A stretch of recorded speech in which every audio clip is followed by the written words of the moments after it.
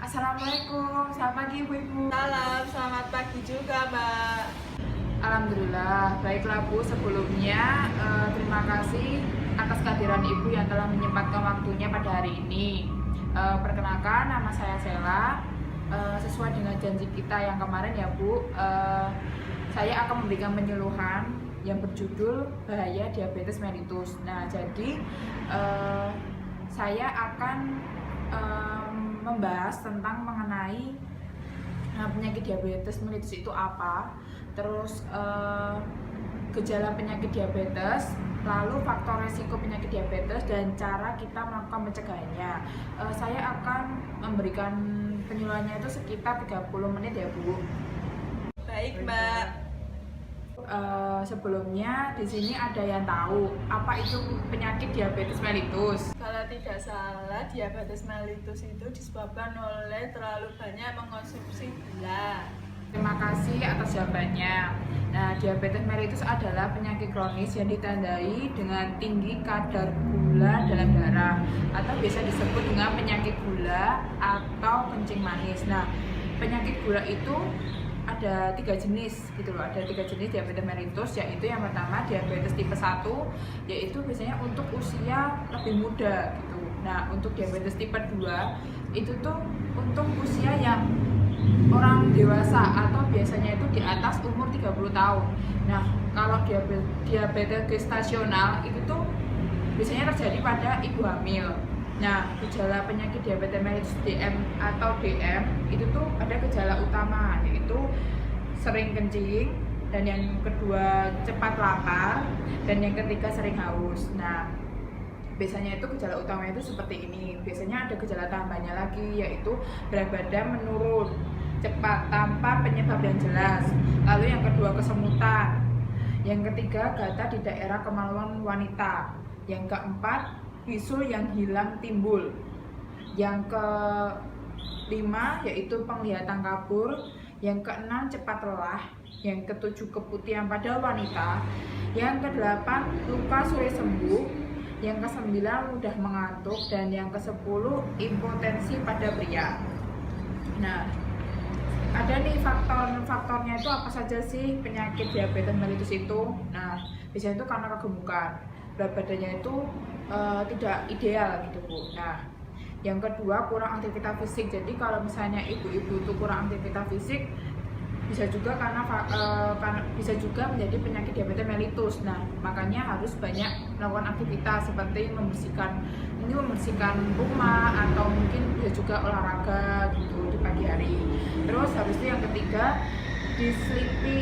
dislipidemia, atau biasanya tuh kolesterolnya tuh tinggi gitu. Nah, biasanya tuh orang-orang itu kolesterolnya tuh tinggi tuh biasanya cuek-cuek apa gimana gitu loh, kayak dia tidak merasa bahwa nanti akan menjadi faktor diabetes mellitus. Jadi hati-hati dengan kolesterol. Yang keempat yaitu riwayat penyakit jantung. Ini khusus ya Bu, kalau misalnya mungkin ada anggota keluarga yang keturunannya ada penyakit riwayat jantung, bisa juga nih kayak harus hati-hati gitu. Yang kelima hipertensi. Jadi kalau misalnya ibunya mungkin mempunyai riwayat penyakit hipertensi atau gimana, bisa juga hati-hati karena bisa juga menyebabkan diabetes mellitus. Jadi bisa juga menguranginya dengan cara memakan buah, atau mungkin tidak biar nggak stres gitu. Jadi harus dikelola stresnya itu gimana. Nah, terus habis itu yang keenam dia tidak seimbang. Biasanya tuh kadang orang-orang itu tuh diet itu seenaknya aja gitu loh, tidak ada aturannya, padahal diet itu tuh ada aturannya. Kadang ada juga diet yang cuman tidak makan nasi atau karbonya, atau mungkin cuma makan buah aja, itu bikin lemas dan malah bukannya sembuh, padahal niatnya juga mau mengurangi diabetes mellitus, tapi malah bisa menyebabkan diabetes mellitus gitu.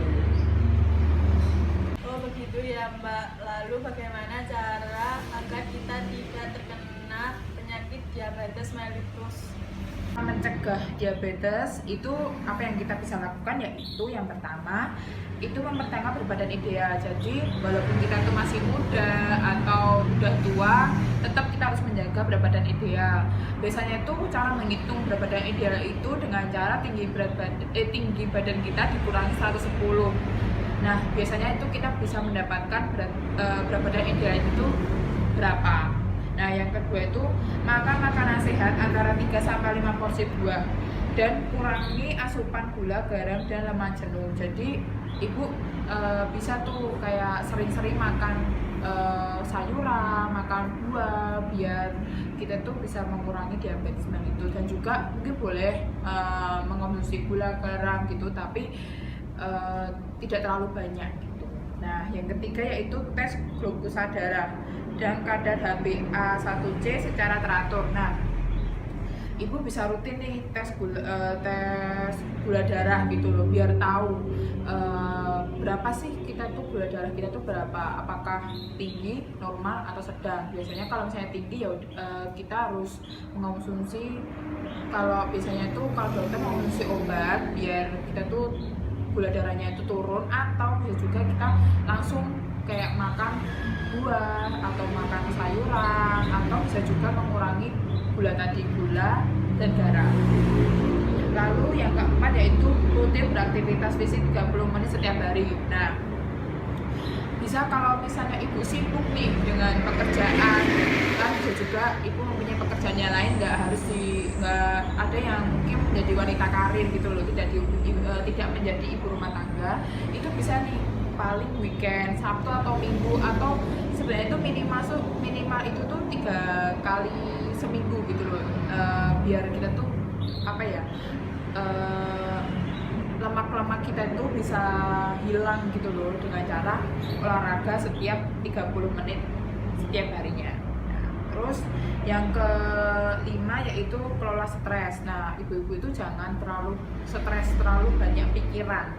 Kalau biasanya itu kalau terlalu banyak pikiran itu bisa menimbulkan diabetes mellitus. Jadi dibuat enjoy, dibuat santai gitu Bu. Kalau misalnya stres, jadi kalau saya mending kita tidur aja gitu loh Bu, daripada kita stres memikirkan yang sebenarnya tidak kita terlalu pikirkan gitu loh.